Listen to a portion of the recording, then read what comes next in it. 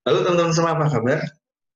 Eh Kuliah kita pada kesempatan kali ini kita akan bahas tentang mekanisme pasar, khususnya dari sisi demand and supply. Oke, sudah berlama lagi, kita langsung saja mulai ya. Jadi kita mulai dari demand. Jadi apa sih demand itu? Demand atau permintaan adalah banyaknya suatu barang atau jasa yang diminta pada satu pasar tertentu dengan tingkat harga, tingkat pendapatan, dan periode tertentu. Nah, demand ini atau permintaan ini dipengaruhi oleh berbagai faktor, di antaranya harga barang itu sendiri. Yang makin mahal, maka permintaan akan menurun.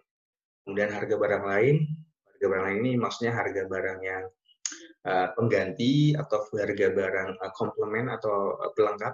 Ini juga mempengaruhi ketika ada barang lain sebagai substitusi misalnya, maka itu juga akan mempengaruhi permintaan barang tersebut.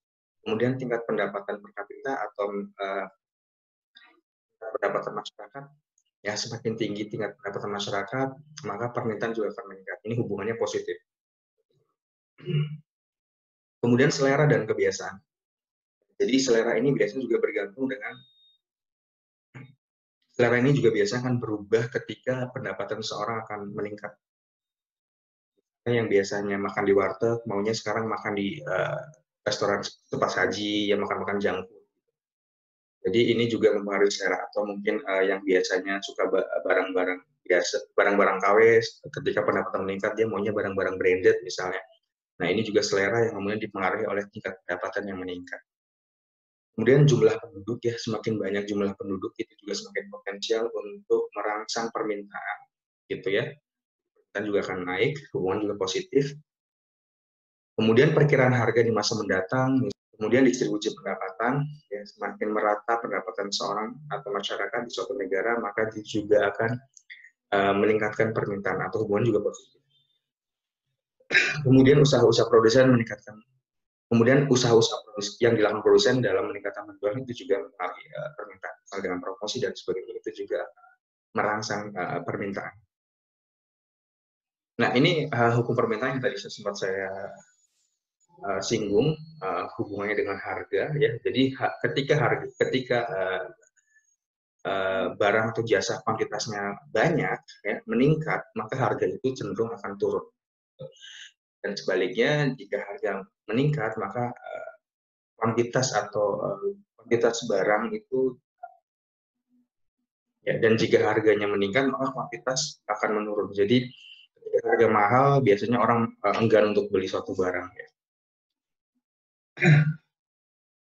Nah, jenis permintaan ini macam-macam, tergantung, ya, kita lihat dari sisi mana, dari sisi daya beli konsumen. Ada yang disebut dengan permintaan efektif, yaitu permintaan yang disertai dengan daya beli dan transaksi. Ada transaksi beli di sana. Kemudian permintaan potensial, permintaan yang tidak disertai dengan daya beli namun tidak sampai transaksi. Kemudian permintaan absolut, ini permintaan yang tidak disertai dengan daya beli. Kemudian berdasarkan jumlah permintaan ini dibagi menjadi permintaan individu dan permintaan pasar. Permintaan individu itu adalah permintaan individu akan barang atau jasa tertentu. Sementara permintaan pasar adalah akumulasi atau penjumlahan dari permintaan individu-individu akan barang tertentu atau jasa tertentu, ya ini disebut. Nah, untuk memudahkan kita bisa melihat fungsi permintaan. Fungsi permintaan ini adalah untuk menunjukkan atau melihat hubungan antara jumlah barang yang diminta dengan faktor-faktor yang mempengaruhinya. Dalam hal ini harga. Dalam ini harga. Ya, saya gambarkan yang pengaruh harga, ya. Hubungannya negatif, jadi ditulis seperti ini, QD sama dengan A min BP, di mana QD itu jumlah atau quantity demand, hanya konstanta, B-nya koefisien, dan P-nya harga, tingkat harga. Atau kalau mencari tingkat harga permintaan, kita menjadi A sama dengan A per B, kurangi 1 per B dikali Q. Kemudian untuk melihat kurva permintaan, kita berikan contoh, misalnya ada persamaan permintaan, ya, QD sama dengan 100-10P. Ya, kita lihat dari tabel ini, ketika P-nya 0, ya, ketika kita masukkan saja, maka 10 dikali 0, 0, 100 dikurangi 0 menjadi 100. Berarti QD-nya adalah 100, kuantitinya adalah 100.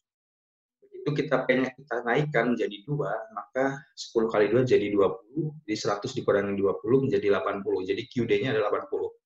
Dan seterusnya sampai ya kita bisa melihat beberapa titik dan kita buat kurvanya adalah semacam ini. Ya. Oke. Kemudian permintaan itu bisa naik dan bisa turun, bisa dilihat di kurva ketika ada kenaikan. Seperti ini, naik ya, jadi dari D0 ke D1, ini disebabkan adanya pendapatan yang meningkat, jadi permintaan juga meningkat. Kemudian ketika permintaan menurun, mungkin dipengaruhi oleh pendapatan yang menurun, ya disimbolkan di gambar. Kemudian kita masuk ke penawaran. Penawaran adalah keseluruhan jumlah barang yang tersedia, ya, untuk ditawarkan pada berbagai tingkat harga tertentu dan waktu tertentu. Kalau tadi demand adalah permintaan, sekarang penawaran ini jumlah barang yang tersedia. Ya, kemudian hukum penawaran ini kebalikan dengan hukum permintaan, yaitu ketika barang dan jasa, ketika ada peningkatan harga barang dan jasa, maka penawaran juga akan meningkat. Ketika masyarakat daya belinya bagus, gitu ya, maka penawaran juga akan meningkat. Maka barang-barang yang akan diproduksi juga akan makin banyak, makin beragam. Nah, tapi ada yang mempengaruhi, ya. Kemudian yang faktor-faktor yang mempengaruhi penawaran, satu di antaranya biaya produksi. Jadi, ini juga akan mempengaruhi banyak tinggi rendahnya tinggi rendahnya biaya produksi ini akan mempengaruhi seberapa banyak kuantiti yang akan ditawarkan. Kemudian teknologi ini juga berpengaruh terhadap barang yang ditawarkan. Kemudian harapan akan harga masa depan. Ya, jadi jika produsen menekan bahwa harga akan naik di masa depan, maka biasanya produsen ini akan menimbun untuk dijual di masa depan dengan keuntungan yang lebih meningkat. Atau istilahnya ya ditimbun ya. Kemudian jumlah pedagang dan penjual, dan juga semakin banyak semakin banyak penjual, ini juga menunjukkan bahwa penawaran barang ini lagi tinggi. Contohnya kayak sekarang, misalnya di saat pandemi ini, banyak orang yang tiba-tiba jual masker, face shield, ya karena memang penawarannya cukup tinggi. Kemudian tujuan produksi dari perusahaan, ya, kemudian kebijakan pemerintah, nah pemerintah juga mempengaruhi penawaran suatu barang. Kemudian fungsi penawaran itu sendiri kita gambarkan, ya fungsi penawaran ya tadi sama seperti fungsi permintaan, tujuannya adalah untuk menunjukkan hubungan antara harga barang atau jasa yang dipasar dengan kuantiti penawaran yang ditawarkan oleh produsen. Kalau tadi permintaan negatif, kalau fungsi penawaran itu hubungannya positif. Maka kita simpulkan QS sama dengan maka kita rumuskan QS sama dengan A plus B PS. Ya, ini kurvanya, kita contoh misalnya ketika harga sebuah jaket Rp50 misalnya, jumlah yang ditawarkan adalah 4. Kemudian ketika harganya 30, maka yang ditawarkan adalah 2. Karena harganya semakin menurun, jadi kuantitinya juga semakin menurun. Bila digambarkan, kurvanya akan seperti ini. Ya, dan ini juga sama, di pergeseran kurva, kenaikan maupun penurunan kurva penawaran. Tergantung faktor-faktor tadi yang mempengaruhi. Oke, permintaan dan penawaran ini akan bertemu di satu titik di mana antara penjual dan pembeli itu bersepakat untuk tidak menambah dan mengurangi harga jual maupun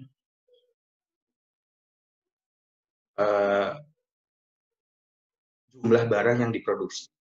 Ini akan bertemu di satu titik yang ini disebut sebagai harga keseimbangan. QD sama dengan QS, kita rumuskan QD, ya, demand sama dengan QS quantity supply. Selanjutnya adalah surplus ekonomi. Surplus ekonomi ini adalah suatu selisih di mana ada selisih. Surplus ekonomi adalah selisih antara jumlah yang konsumen bayarkan dengan yang harus dibayar. Jadi ada selisih di sana, kemudian selisih antara jumlah yang diterima dengan yang produsen harapkan. Nah, ini terjadi selisih, ini yang disebut dengan surplus ekonomi. Kemudian ada kegagalan pasar. Kegagalan pasar ini disebabkan oleh beberapa hal, karena ada praktek monopoli, ada informasi yang tidak sempurna, dan lain sebagainya. Bisa dibaca di slide. Nah, untuk mengatasi hal-hal itu, kegagalan pasar, kemudian ada surplus ekonomi, baik surplus produsen maupun surplus konsumen, untuk itu pemerintah hadir dalam rangka mengintervensi agar semuanya terjadi keseimbangan. Ya, tujuan intervensi pemerintah yang pertama adalah menjamin agar kesamaan hak bagi setiap individu, kemudian menjaga agar perekonomian dapat tumbuh dan mengalami perkembangan yang teratur dan stabil. Kemudian mengawasi kegiatan-kegiatan perusahaan agar tidak terjadi praktek monopoli, kemudian menyediakan barang publik untuk meningkatkan kesejahteraan masyarakat, mengawasi agar eksternalitas kegiatan ekonomi yang merugikan masyarakat dapat dihindari atau. Nah, bentuknya macam-macam. Ada kontrol harga, pajak dan subsidi, tarif dan kuota. Kita bahas satu-satu. Yang pertama, kontrol harga atau price control. Price control ini bertujuan untuk melindungi konsumen dan produsen. Kontrol harga ini ada yang disebut dengan floor price. Jadi pemerintah menetapkan harga dasar atau floor price yang tujuannya untuk melindungi produsen. Jadi ditetapkan harga dasar agar konsumen tidak semena-mena menawar harga di bawah harga yang sudah ditetapkan, harga dasar. Kemudian ada selling price atau harga batas maksimum. Ini tujuannya juga untuk melindungi konsumen agar produsen tidak semena-mena menetapkan harga. Tidak boleh melebihi batas maksimum. Ini disebut batas harga maksimum atau selling price. Kemudian penetapan pajak ini dilakukan pemerintah untuk melindungi barang-barang komoditas dalam negeri dengan menaikkan tarif atau pajak impor ya atas barang-barang impor, sehingga konsumen membeli produknya produk dalam negeri yang harganya relatif lebih murah dibandingkan barang impor yang kena pajak yang lumayan tinggi.